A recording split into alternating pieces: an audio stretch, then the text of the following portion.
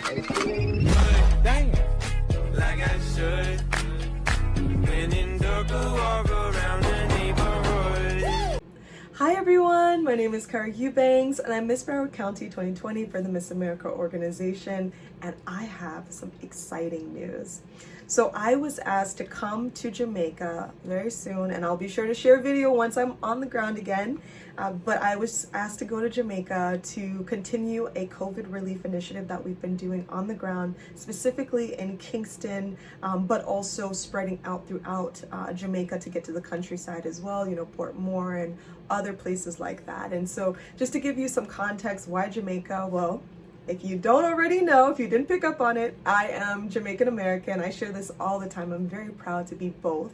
And I've done quite a bit of work in Jamaica on the ground. While I was in college, I was chosen to be the Watson International Fellow for Political Research. And I went to Jamaica and I conducted research asking politicians, asking citizens, as well as leaders their thoughts about gender quotas. So if you don't know what gender quotas are, a form of affirmative action so that there's more representation and diversity within the workspace. So specifically in Jamaica, they were talking about gender quotas for women in leadership roles or managerial positions, as well as being in office. And so I was able to ask people on the ground, and I, just as a side note, I remember coming in thinking gender quotas are the way to go. Look what happened with Rwanda, where they originally had 30% for a gender quota set, and they had over 60% of the seats being occupied by women. How amazing is that? And so I came in with that perspective, and I was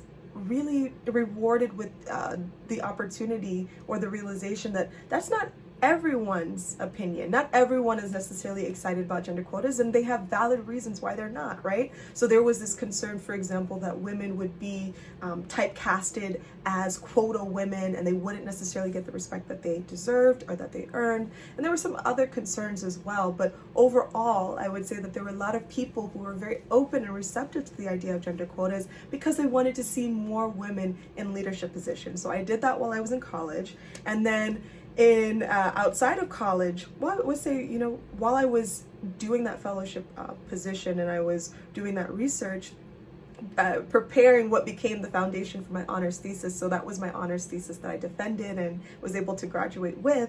But on top of that, while I was there, I was putting together and assisting with the development of our United Nations NGO's Jamaican chapter. So we are part of New Future Foundation, Inc., and there's now a Jamaican chapter that's in Kingston. And what I was doing down there, so I was, you know, wearing many hats and just like juggling many things at the same time. So I was conducting research. I was also making sure that the information, the documentation is being filed so that we could be able to have a chapter now in Jamaica. And so it's been several years now since this chapter has been open, and we've been doing quite a bit of community work. Not only have we been able to donate different resources to high school students, like for example, dresses and shoes and different materials, right? Like calculators, like computers. We have a STEM initiative that we're doing right now in several Kingston high schools, and we're going to continue to do that. And we've been doing this successfully for several years.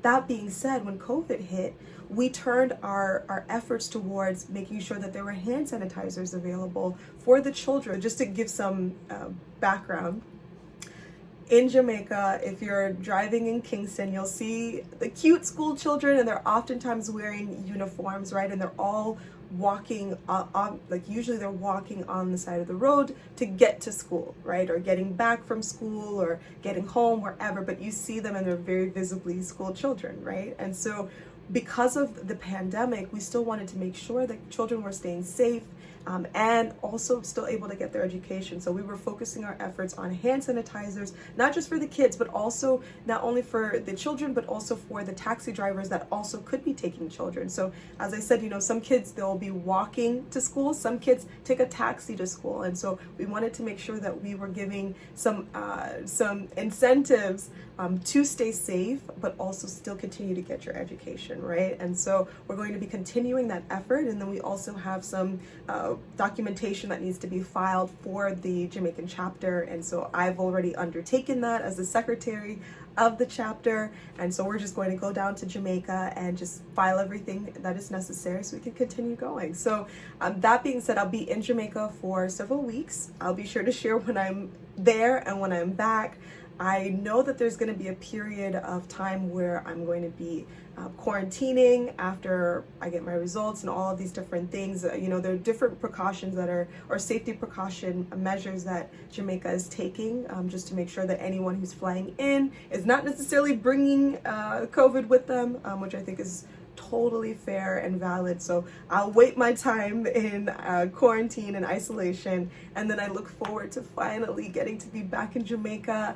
As you know, as you may already know, I guess I should say, is that I love to travel. I've traveled to over 25 countries. I was supposed to travel to more, but the pandemic happened, right? And so I haven't been on a plane in literally a year. So the last time that I was on a plane was literally last year, and I was there representing our United Nations NGO, New Future Foundation, Inc., as we were in the planning process of the Beijing 25 Women's Conference. So at that time, we were supposed to be celebrating the 25th anniversary of the Beijing Conference, and we were planning for it to be done in person, which, as you probably figured out, we weren't able to do it in person just because of the pandemic and how, you know, New York got affected when COVID hit, really. So that being said, I haven't been on a plane in a year. I have not, and I'm excited to go on one and excited to finally go back to Jamaica, the land that I love, you know, being a Jamaican American.